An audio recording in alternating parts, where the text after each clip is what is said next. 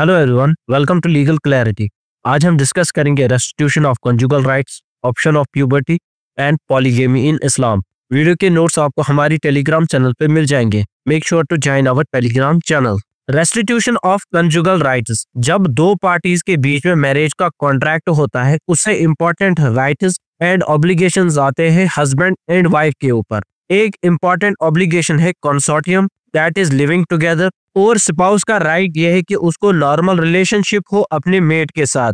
Fundamental principle जो matrimonial law का है वो ये है कि एक स्पाउस एंटाइटल है to the society and comfort of other. Conjugal rights का मतलब है फुलफिल करना वो राइट्स अपने स्पाउस के जो एक वैलिड मैरिज से आते हैं। इसका मतलब अगर एक स्पाउस कॉन्ट्रैक्ट ऑफ मैरिज से भाग जाता है और वो सेपरेट रहता है विदाउट ए गुड रीजन, तो दूसरा स्पाउस उस वक्त कोर्ट जा सकता है और वहां से ऑर्डर ला सकता है उसके कमबैक के लिए, एंड उसके बाद वो स्टिल हस्बैंड एंड वाइफ रहेंगे। ये basically legal way of saying होता है कि मैं स्टिल इस मैरिज को चाहता हूँ या चाहती हूँ, प्लीज आप वापस आइए और आवर मैरिटल लाइफ को फुलफिल करिए।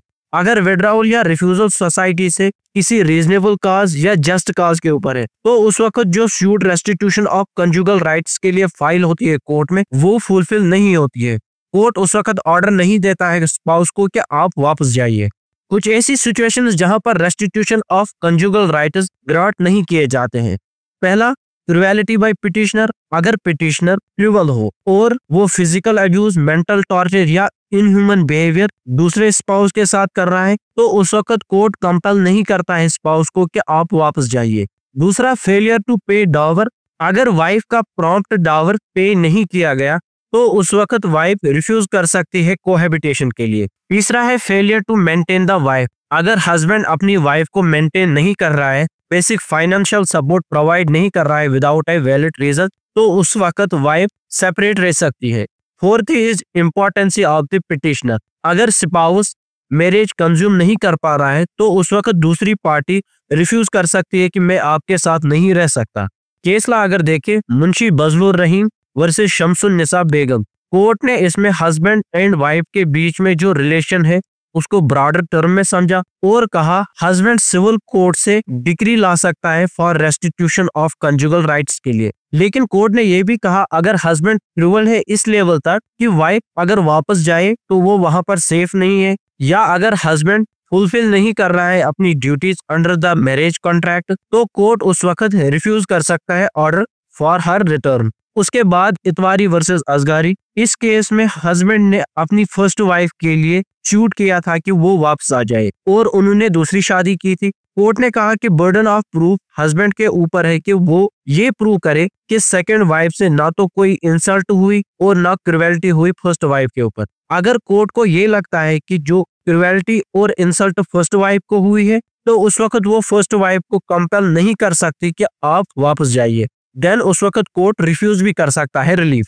इसके बाद है option of puberty. Option of puberty right होता है गर्ल या बॉय का जब उसकी शादी बिफोर रीचिंग प्यूबर्टी होती है कि वो इस शादी को एक्सेप्ट करे या रिजेक्ट करे वंस दे रीच प्यूबर्टी। अगर देखे किसी बच्चे की शादी यंग एज में हो गई, वो लीगली बाउंड नहीं होता है उस मैरिज से अनटिल दे ग्रो अप और अंडरस्टैंड करे nature of the marriage, marriage क्या होती है, इससे कौन से राइट्स एंड ऑब्लिगेशंस आते हैं एक पार्टी के ऊपर। वंस दे रीच प्यूबर्टी, वो डिसाइड खुद करेंगे कि वो ये इस मैरिज को कंटिन्यू करना चाहते हैं या इस मैरिज को एंड करना चाहते हैं। अगर वो कंटिन्यू करेंगे तो ये वैलिड मैरिज बन जाएंगी, अगर वो एंड करना चाहते हैं तो ये वाइड मैरिज बन जाएगी। इसको हम खैरुल बुलूग भी कहते हैं। अगर की एसेंशियल्स देखे ऑप्शन ऑफ प्यूबर्टी के, जो कॉन्ट्रैक्ट ऑफ मैरिज है वो बिफोर प्यूबर्टी होना चाहिए। खाली वही चाइल्ड जिसकी मैरिज बिफोर प्यूबर्टी हुई है वही इस ऑप्शन को एक्सरसाइज कर सकता है, और इस ऑप्शन को आफ्टर रीचिंग प्यूबर्टी एक्सरसाइज किया जाता है।